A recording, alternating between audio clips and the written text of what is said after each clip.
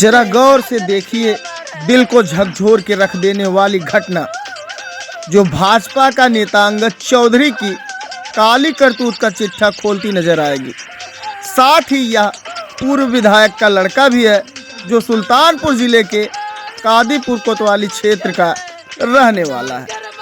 और आपसे बताते हैं साथ ही साथ इस माँ के आंसुओं को नज़रअंदाज मत करिएगा जो चीख चीख के इसकी सच्चाई को बयां कर रही है। नमस्कार, इस समय हम मौजूद हैं सुल्तानपुर ज़िले में और कोतवाली क्षेत्र जो है कादीपुर है और यहाँ और ये मोहल्ला गांधीनगर है। और बताते हैं यहाँ पे आपको एक बच्ची के साथ एक पीड़ित माँ दिखाई दे रही होंगी। कहीं ना कहीं आप समझ रहे हैं कि बीजेपी सरकार में बीजेपी का जो झंडा लगा लेता है नेता अपने आप को बारूद समझने लगता है।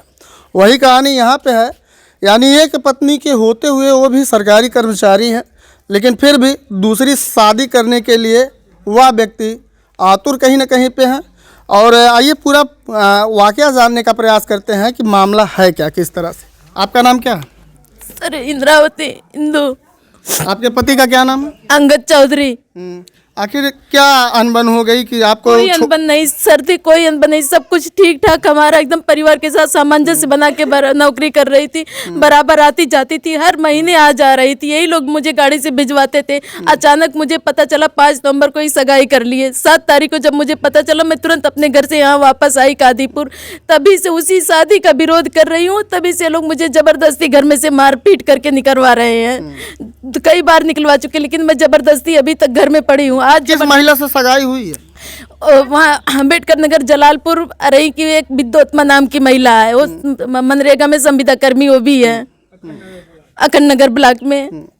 अच्छा, ये आपको जब पता चला तो आप आए विरोध की इस वजह से आपको मार के निकाल? हाँ, इस वजह से मुझे मार मार के निकाल रहे हैं। तो आज ये तीसरा चक्कर है, मुझे निकाल रहे हैं घर से। आज निकाल ही दिए जबरदस्ती।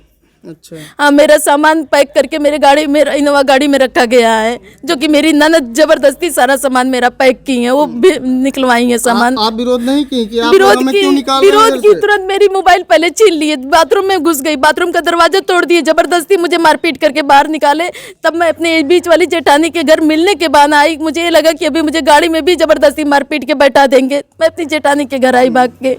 ये आपकी बच्ची है? जी, ये मेरी बच्ची है। अब आप नहीं पूछे कि आप हमको निकाल रहे हैं, बच्ची का भविष्य कहाँ जाएगा? ये समझदारी नहीं है? उससे नहीं मतलब, बच्ची से हमसे कोई मोहब्बत नहीं, उनको केवल पैसा चाहिए। पैसे के भूखे वो इंसान है। क्योंकि सर आज तक हमारे पिताजी का भी सारा पैसा ले लिए। रिटायरमेंट हुए थे, उस समय चुनाव था, 22 लाख रुपए तुरंत ही अंगद के खाते में लगाए चुनाव के समय। और उसके पहले मेरा समायोजन हुआ था जब मैं 40,000 पा रही थी। टोटल 11 लाख मेरे अकाउंट में था। विधायकी में मेरा ATM लिया, तभी से सारा पैसा मेरा खर्च करने लगे। जब 2017 में चुनाव आया, चुनाव में खड़े हुए तो मेरा भी अकाउंट लगा। मेरे ससुर जी पूछे क्या करती हो तुम? 40,000 हर महीने खर्च कर डालती हो, केवल 5 रुपये आपके खाते में है। हम के बाबूजी मैं को पैसा नहीं खर्च करती हूँ, सारा पैसा अंगद ही हमारा लेते हैं, मैं कुछ भी नहीं खर्च करती हूँ। यहाँ तक कि मेरा जितना मायके का ससुराल का जितना जेवर था, सारा जेवर भी मेरा ले लिए। आप रहना चाह रही हैं यहाँ पे? जी सर, मैं रहना चाह रही हूँ, इसलिए 3 महीने से डटी हूँ। नौकरी में अवैतनिक अवकाश लगा करके मैं यहाँ पड़ी हूँ।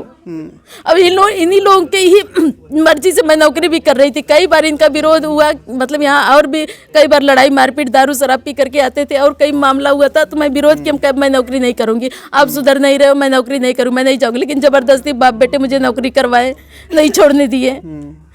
बच्ची, आपका बहनी क्या नाम है? आरोही चौधरी। आपके सामने पापा मम्मी को मारते थे? हाँ, एक बार मेरे सामने मारे थे। और निकाल रहे हैं बार बार? हाँ, मुझे मम्मी को जनवरी में अभी पिछले साल निकाले थे। यानी लगातार ये हो रहा है? कितने महीने से हो रहा है आपके साथ? ये नवंबर से तो लगातार हो रहा है। अब इसके पहले लॉकडाउन से ही मैं इनके साथ ये चीज़ झेल रही हूँ। कई लड़कियों का रिकॉर्डिंग पकड़ी, एक अंदर रायपुर की लड़की से इनका अफेयर चल रहा था। उस समय में लॉकडाउन था, घर पे ही थी, उसका रिकॉर्ड पकड़ी। तब हाथ गोड़ जोड़ने लगे, कहा अब नहीं ऐसे गलती करेंगे, अब नहीं ऐसी गलती करेंगे। फिर उसके बाद एक इन्हीं के सगे खास फ्रेंड है चाँद, उनकी सगी भांजी के साथ अफेयर हुआ, उसका गलत रिकॉर्डिंग मैसेज सब पता चला। तब मैं विरोध की, उस समय भी मैं विरोध कर ली।